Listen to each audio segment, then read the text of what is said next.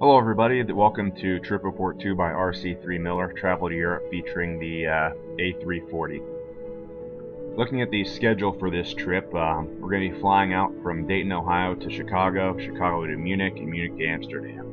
The Chicago to Munich flight is going to be the one with the A340 on it, and the first leg, although under Lufthansa, is going to be flown by United.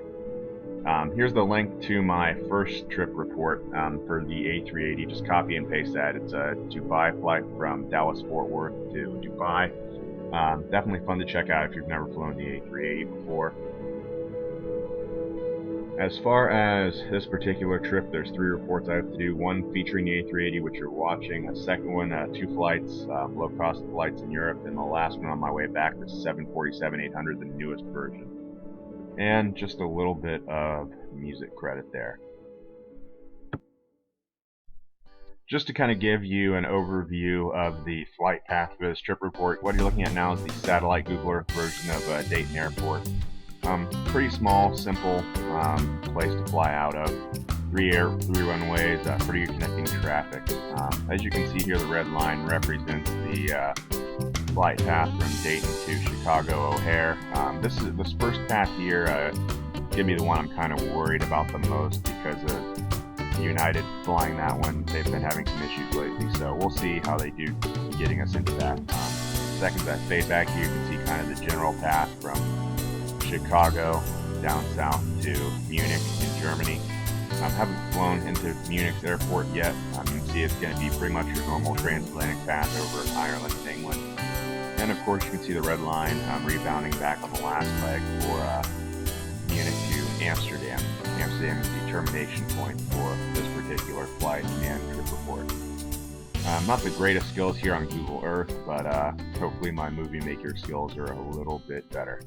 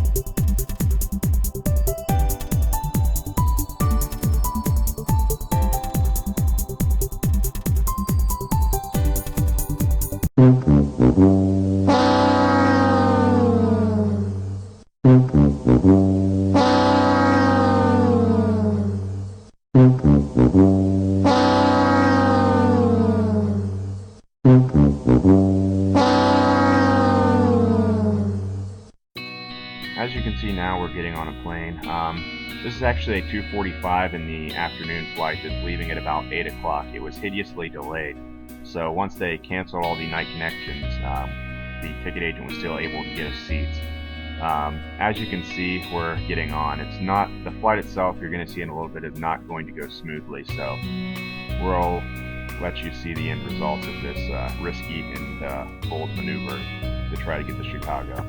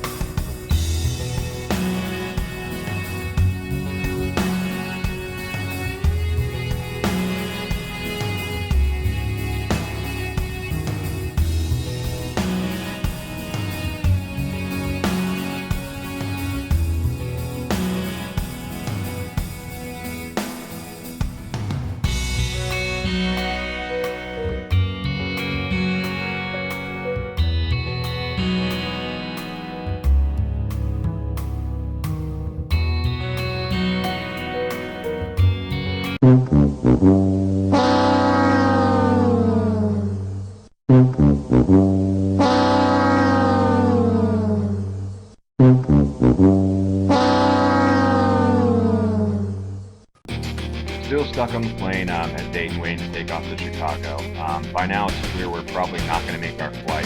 So we'll continue on. Hopefully we can get to Chicago where we have more options, at least to get to our final destination. As you can see here, we're descending into Chicago. I was able to reserve a room online, at least to stay overnight in Chicago, since that kind of looks like what we're going to have to do here.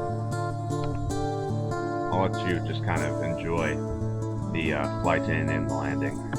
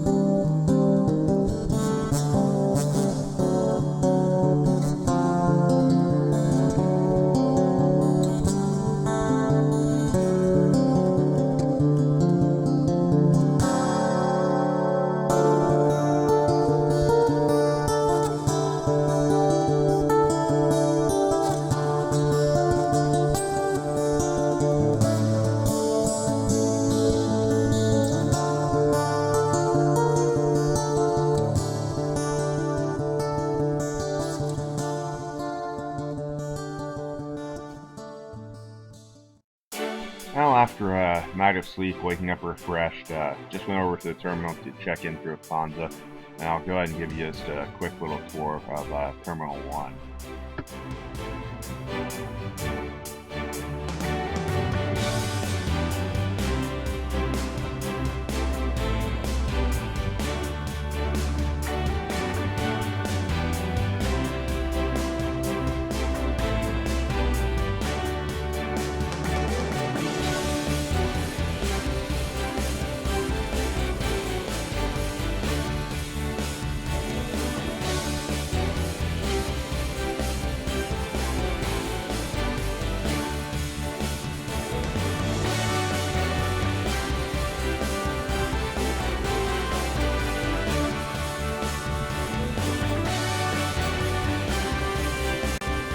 Now this is the inside of Concourse B, where we're going to be leaving from.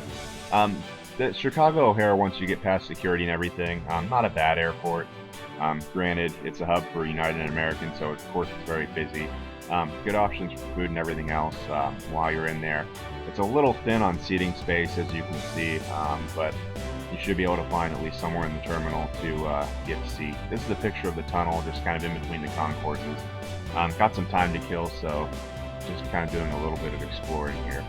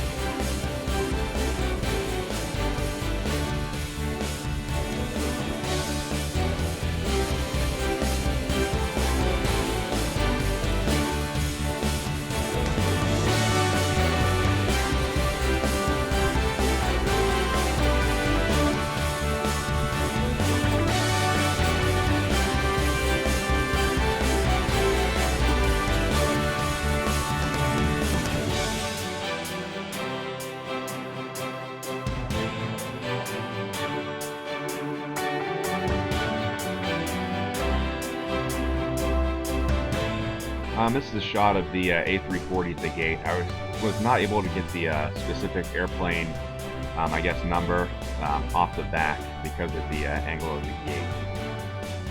What you're looking at now is the Lufthansa gates. If you can't see them, they kind of people lined up by rows as opposed to groups, I guess, to make loading the plane a little easier, which is not something they do often here in America for long-haul flights.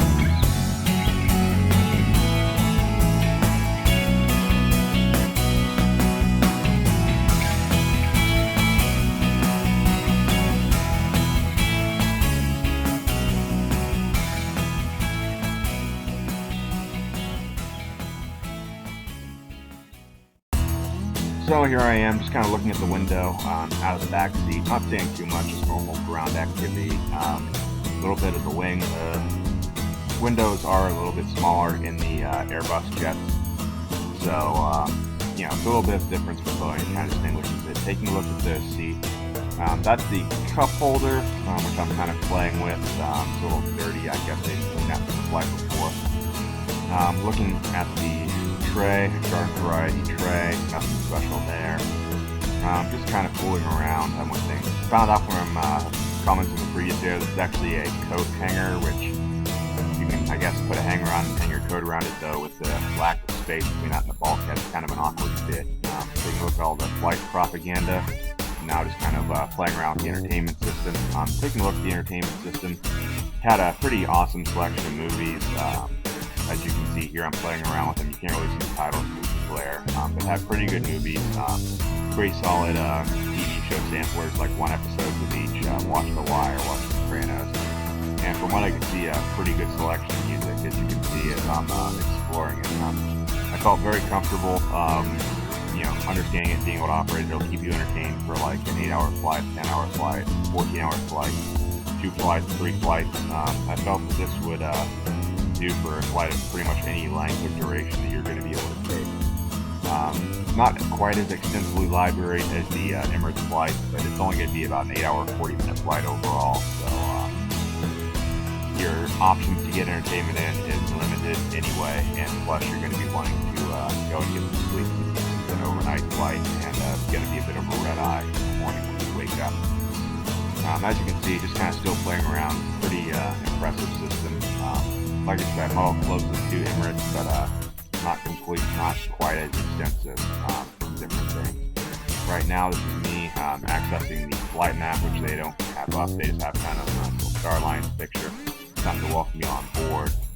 They do have the flight report and flight map, but it takes a little later for the plane to actually take off before you just kind of playing around. There's the volume, and just kind of enjoying, kind of exploring this little system here as far as what it does. Taking a look, there is no amenities kit, just pretty much a blanket and pillow, garden variety. I'll give the pillow props for being a little fluffier than most airline pillows that you're getting. Definitely kind of serves you very well.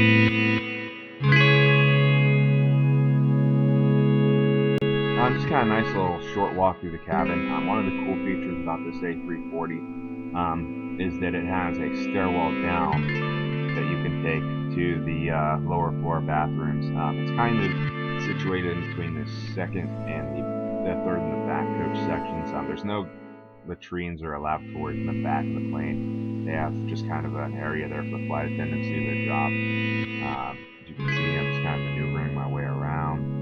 And there's just kind of a shot of it as I'm going down the stairs here. Nice little comfortable stairwell. To my right, as you can see, will be the galley. In front of me, that's just the door. So there's a little bit of a crew rest area, I guess. There's the galley, of course. Just a nice little area at the bottom of the plane where you can just kind of stand around and wait your turn to go. Taking a look at the restroom itself, nice little clothes hanger there for your stuff. A little ashtray. I haven't seen that in airplanes for a while. There's your kind of diaper tray, I guess they would call it, above the toilet seat. Garden variety toilet seat and lid. Nothing special there. As far as paper, toilet paper, napkins, your air, your electricity, just general bathroom stuff that you have pretty much on every plane. A little bit of hot water, a little bit of cold, and of course hand soap, because planes aren't exactly the cleanest places on Earth, so you don't want to catch anything while you're flying.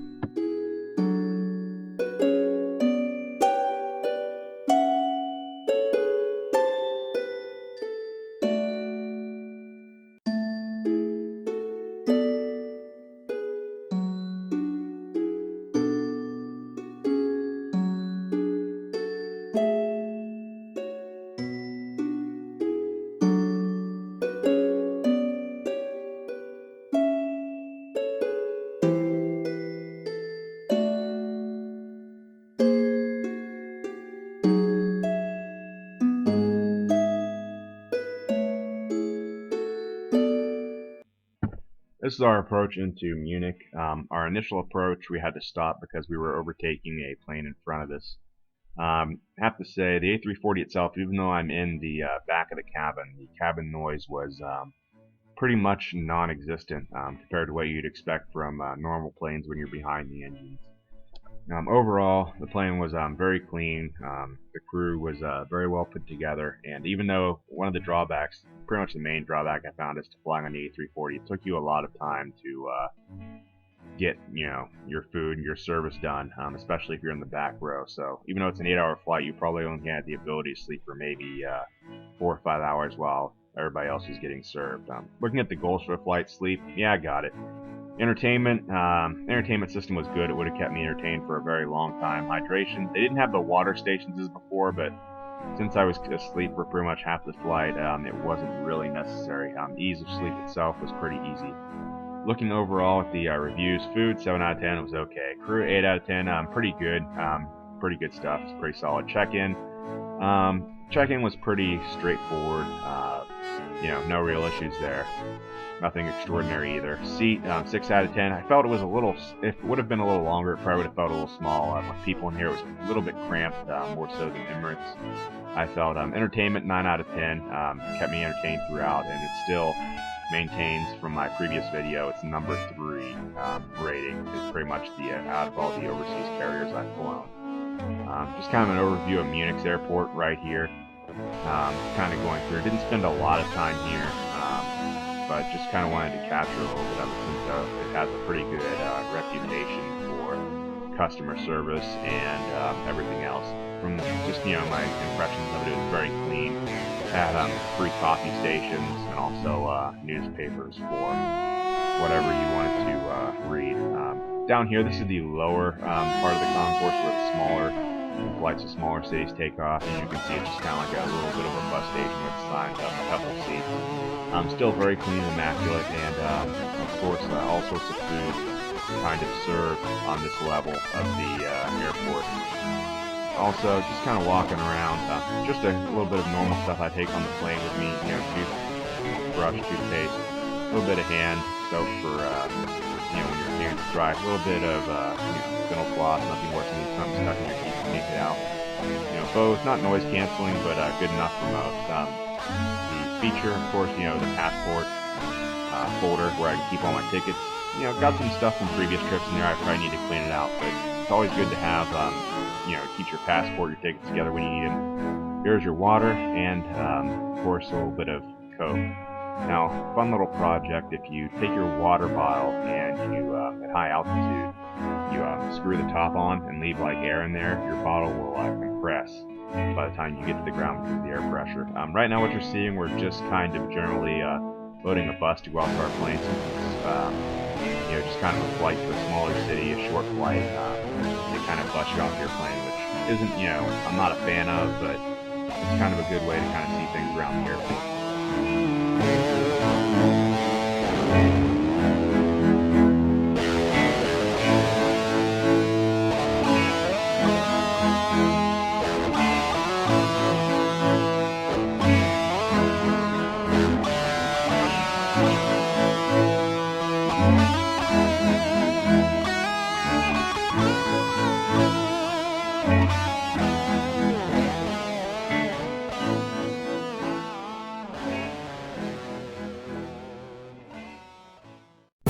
This is just going to be a quick video of the takeoff from Munich. Still not the greatest weather a lot, but enough to get us to Amsterdam. Actually, very looking forward to getting to Amsterdam. It's one of my favorite European cities. But as for now, I'm going to shut off the mic and let you enjoy the takeoff.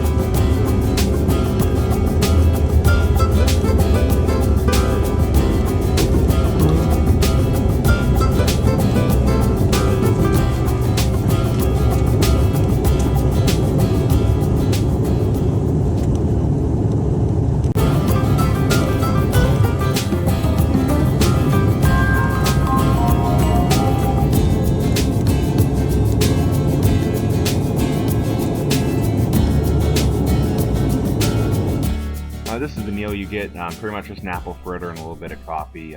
Good stuff, and you know, it's pretty much what you expect for a nice short, you know, hour and 15-minute flight to get, you know, from Munich to a city that's really not that far away.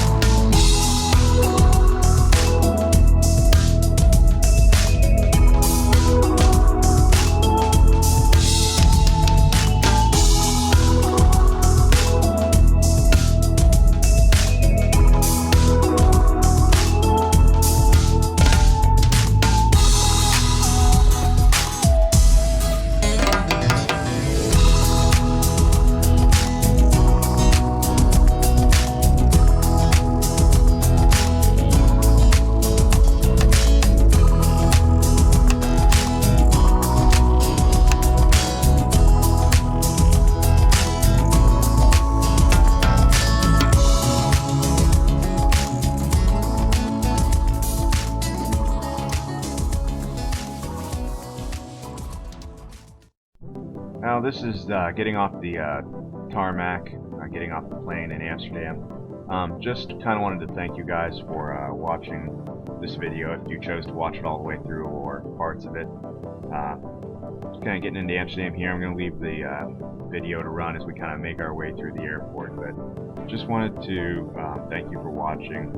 I make these things just kind of to make the trips, number one, interesting, so it kind of gives me something to do, and also to kind of give you visibility of the airports you're going to be flying through if you haven't flown through the airports, you know, Amsterdam, Chicago, and a very rare instances, Dayton, and also of the airlines, Lufthansa, United, if you haven't flown through them already, what you can expect on these routes, the type of service, what things are going to look like, how to get there, just kind of the general environment, what you can expect, what you can do, and also the in-flight stuff as well. So just pretty much a little hobby for me while I fly around places to kind of bring to you what I go through, what you could go through if you chose these routes, so on and so forth, and just kind of to help you out, and also for my own enjoyment. I'm just going to let the video continue to run as I make my way through Amsterdam, one of the best airports in Europe. And just wanted to thank you again for watching, and I hope to have more of these up here very, very soon.